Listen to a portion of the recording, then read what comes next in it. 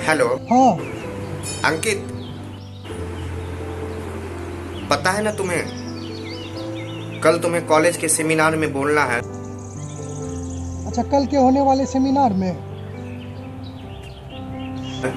भगत सिंह, सुखदेव, राजगुरु के हिंसा और अहिंसावादी आंदोलन के बारे में। अच्छा, हिंसा और अहिंसा दोनों के पक्ष में बोलना है।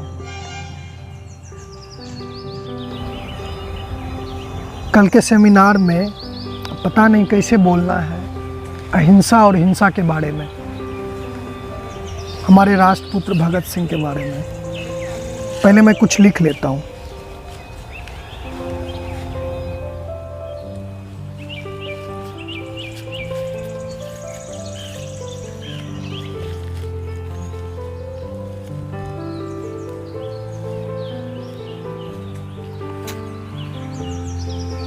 समझ नहीं आ रहा है कहाँ से लिखूं, क्या लिखूं।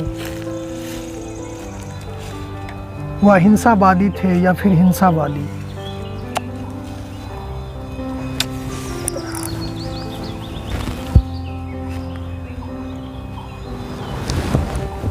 कहाँ से शुरू करूं?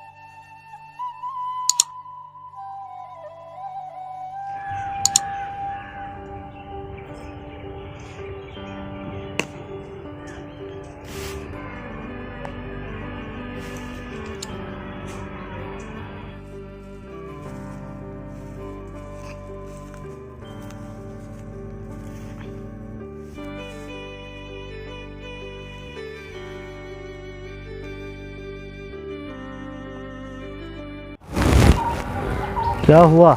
इतने परेशान क्यों हो? कोई समस्या है क्या? कौन हो आप? अरे भाई ही समझो, मित्र ही समझो मुझे। मैं क्या बताऊं भैया, अभी मेरा दोस्त का कॉल आया कि कल शहीद दिवस है, जैसा कि सबको पता ही है।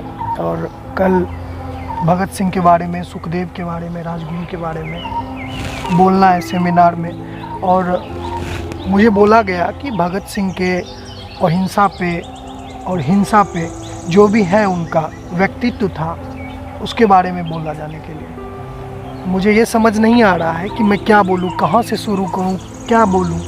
मैंने कई बुक्स पढ़े थे, पहले भी मैंने सर्च किया, कहीं भगत सिंह को कुछ बोला जाता है, हिंसा के पुजारी तक बोला गया, आतंकवादी तक बोला जाता है। अब मुझे समझ नहीं आ रहा मैं कहाँ से शुरू करूँ, क्या बोलूँ। मैं कुछ तुम्हारी मदद कर सकता हूँ?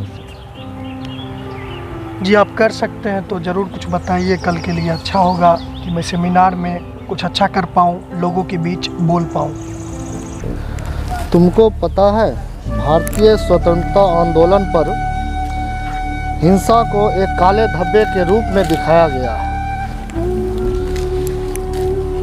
तुम्हें क्या लगता है राजगुरु सुखदेव जी, चंद्रशेखर आज़ाद जी, भगत सिंह जी पागल थे जो हंसते हंसते अपने देश की आज़ादी के लिए कुर्बान हो गए? और ना जाने उनके जैसे सैकड़ों हजारों युवा नौजवान देश के लिए बलिदान दे गए।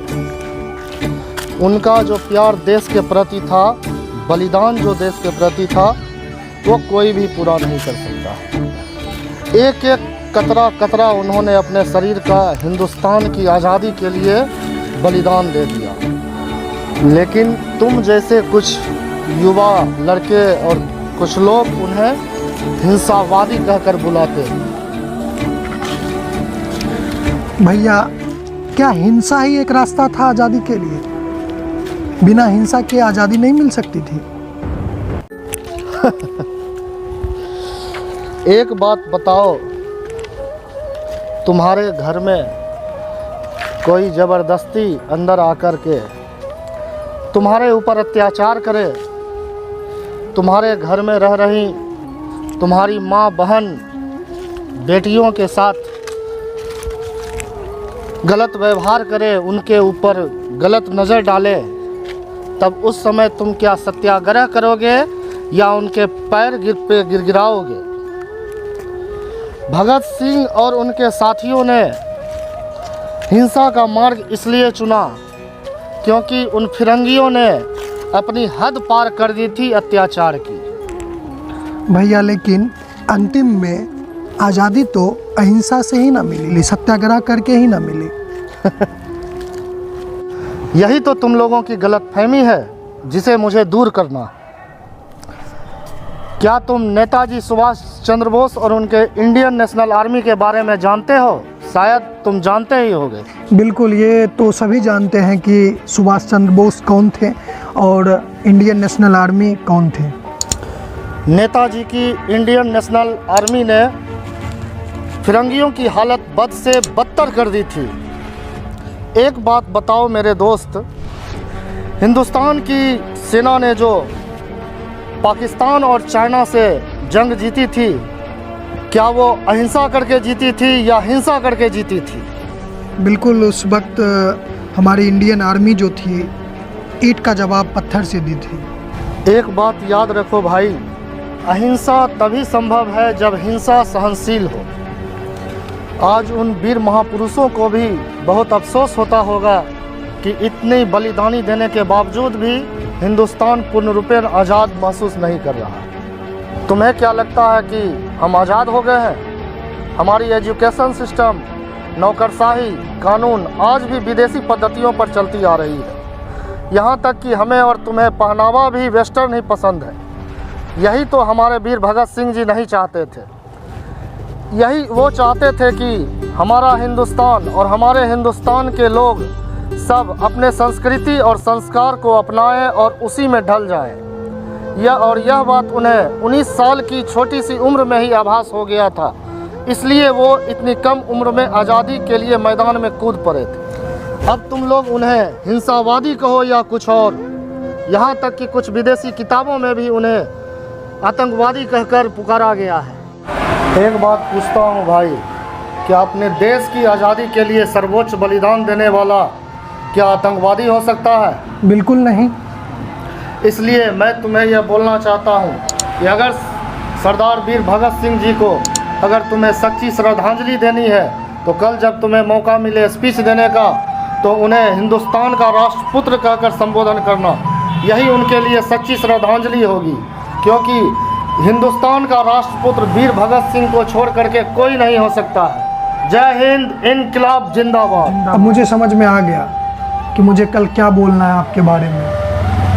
आप जरूर हिंसा से आज़ादी की जंग में आप शामिल हुए। आपका जो हिंसावादी ये मूल रूप से आपका आंदोलन था, ये हिंदुस्तानियों के लिए वाकई में फ़ायदेमंद रहा, जिसके कारण हम लोगों को आज आज़ादी मिल सकी है।